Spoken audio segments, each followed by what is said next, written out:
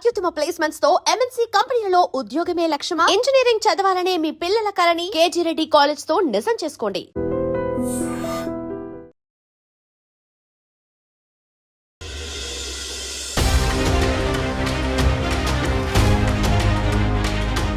Welcome to iDream news. This is Pawan.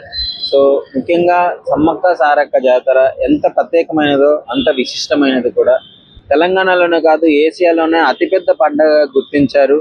అంత లక్షల మంది జనం వచ్చి ఆ సమ్మక్క సారలమ్మకి బంగారాన్ని అర్పించి కోరికలు కోరుకుంటూ ఉంటారు. వాళ్ళ గొప్పతనాన్ని స్మరించుకుంటూ ఉంటారు. ముఖ్యంగా అది పండగే కాదు, ఒక చరిత్ర కూడా. ఆ ఇద్దరు సమ్మక్క సారక్కల చరిత్ర, ఆ ధైర్య సాహసాలు అన్ని గుర్తు చేసుకుంటూ మొత్తం అక్కడున్న ప్రదేశాలన్నీ చూసి ఒకసారి అందరూ తెలంగాణలోనే అత్యధికంగా చేసుకునే పండుగ. ముఖ్యంగా సమ్మక్క సారలక్క జాతర వల్ల తెలంగాణ ఆర్టీసీకి దాదాపు 123 కోట్ల ఆదాయం వచ్చిందని చెప్పుకోవచ్చు. చాలా వాటికి స్పెషల్ బస్సులు అయితే వేయడం జరిగింది. 4000కు పైగా స్పెషల్ బస్సులు వేసి ఈ సమ్మక్క సారలక్క జాతరని ఒక స్పెషల్ గా చూసుకోవడం జరిగింది. ఇది గత సంవత్సరం కంటే సార్ ఎక్కువగా బస్సును ప్రొవైడ్ చేశారు. ఎందుకంటే లక్షల్లో వేలల్లో జనాలు వెళ్తున్నారు కాబట్టి.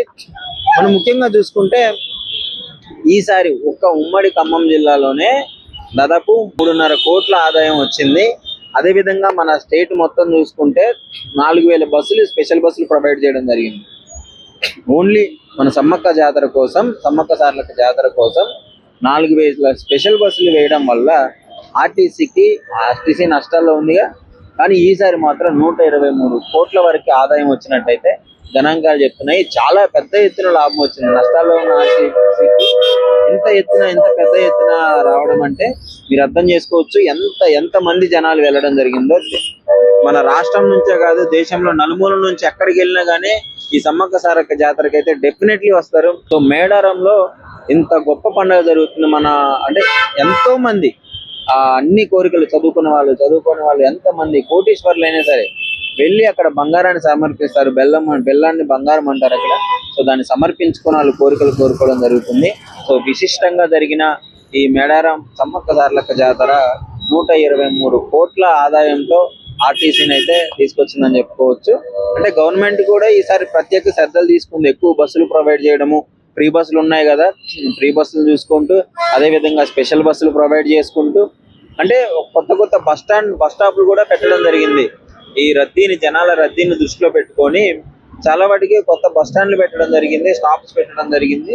సో దానికి సంబంధించి ఓవరాల్ గా అయితే టీఎస్ఆర్టీసీకి అయితే 123 కోట్ల వరకు ఆదాయం వచ్చిందని చెప్పైతే గణాంకాలు చెప్పడం జరుగుతుంది. And for more videos, please subscribe to iDream. Please subscribe to iDream. Please subscribe iDream. And please subscribe to iDream. For more videos, subscribe to iDream. please like, share and subscribe to the channel. Congratulations, iDream. Subscribe to iDream. Subscribe to iDream. So subscribe to iDream Media. iDream team అందరికి huge congratulations. Please subscribe iDream Media. Please subscribe to iDream. Subscribe iDream. Please subscribe to iDream. iDream అంటే నా కళల ఛానల్ను subscribe చేసుకున్న నోరు తిరుగుతలేదు. మీరైతే గంట గుర్తు కొట్టండి. For more such videos, please subscribe to iDream. Subscribe to iDream. Please subscribe to iDream. Please subscribe iDream Media. Please do subscribe to iDream. Please subscribe to iDream Media. For best entertainment and information, please subscribe iDream. And don't forget to subscribe to iDream.